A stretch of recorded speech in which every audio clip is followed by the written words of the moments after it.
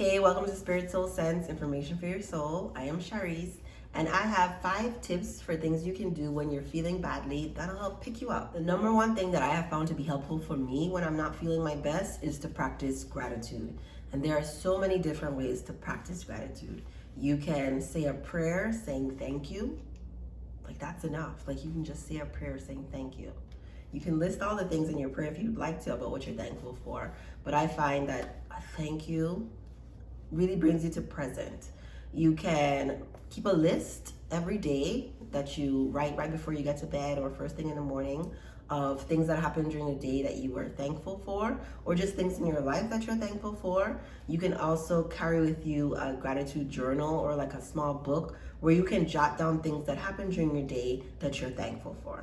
The whole point of it is to help you focus on the positive things in your life and things that are going well so that you focus less on the negative things, because what you focus on will increase. Number 2 would be affirmations. You can include mirror work in this. I have practiced mirror work before. I followed Louis Hayes' instructions for how to do mirror work. It's really about helping yourself believe all the positive things about you, because we all have a balance of positive and not so nice things about ourselves, but you have to be able to believe that the positive things about you outweigh the negative. It's going to help with your self-worth, your self-esteem, your self-confidence. And so having affirmations which you can write out or you can record them. My healer has encouraged me to record affirmations, and I play them on a loop before I go to bed. You know, they say things like, I am in happy and healthy relationships, I am at one, everything comes with ease. It's just like positive things. They can be aspirational, but you have to say them in a way that sounds like you're saying it in the present, like you already have it. So even if the relationships that you have right now are toxic or full of dysfunction, you say, I am in happy and healthy relationships. And you keep saying that until it's true. And then you have to remind yourself sometimes. You can also do these in the mirror. So that's mirror work. You're saying these things to yourself. Some people get emotional doing mirror work.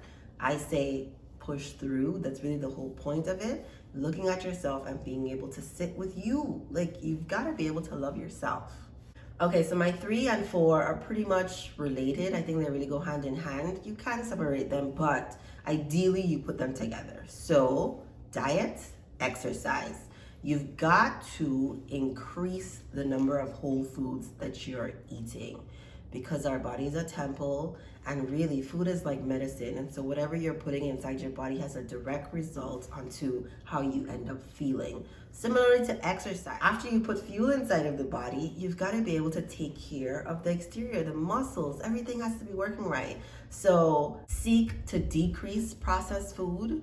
Anything made from white flour is a processed food, because white flour is processed, okay? And you don't have to eliminate these things out of your diet completely. You may move towards there. I used to be vegetarian. I'm not anymore. I think I have more of a balance. I cook. I think cooking is one of the best ways to make sure that you are in control of your diet. And I don't purchase red meats.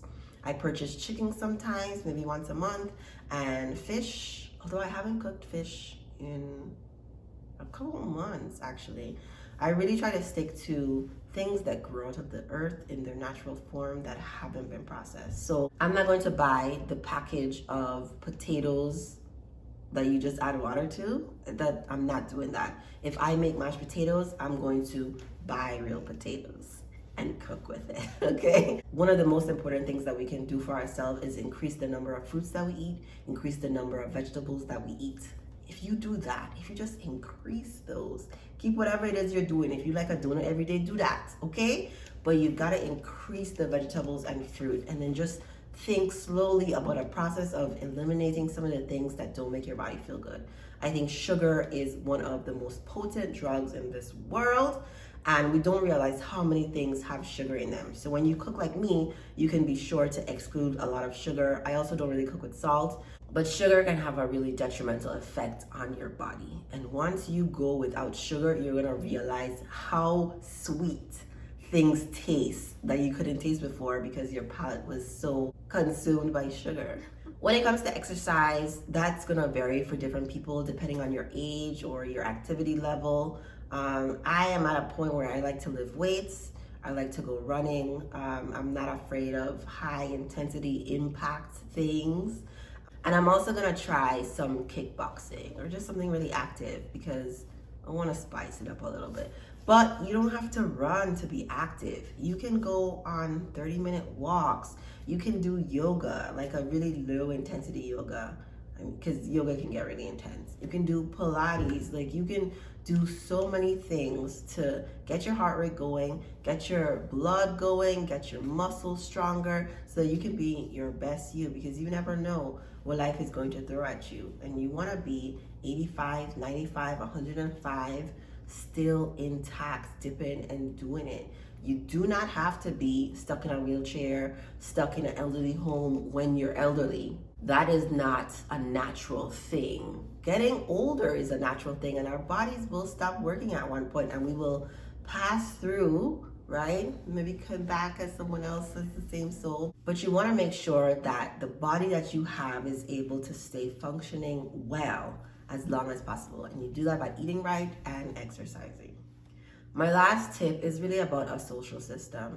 And so that could be your pets. Lots of people have dogs and really have such a bond with their dog that gives them the support they need to keep going in day-to-day life. You could have friends, family, your community as a whole, friends in the workplace. You just need someone you can trust, someone you rely on, who is going to be there to support you and give you that like oomph and positive information that you need to keep going. You can also invest in having a therapist. I call my therapist a healer. Some people do Reiki, and others hire a life coach. It's really up to you the best way that you think you can get the support you need, because we are social beings and we do not exist in this world by ourselves, and we really could not survive by ourselves. Maybe as an adult you can go live on a mountain somewhere. That would sort of be a dream of mine, but if you were a child, you would die. Like, we need other people. We're interpersonal beings. And so it's important that you invest in your social system and call on them when you need help. I hope you try one or two or all of these tips for how to feel better. I also think of these as maintenance things that you can do even when you're feeling great. Just keep doing it so that you can keep being your best self. Thank you for watching.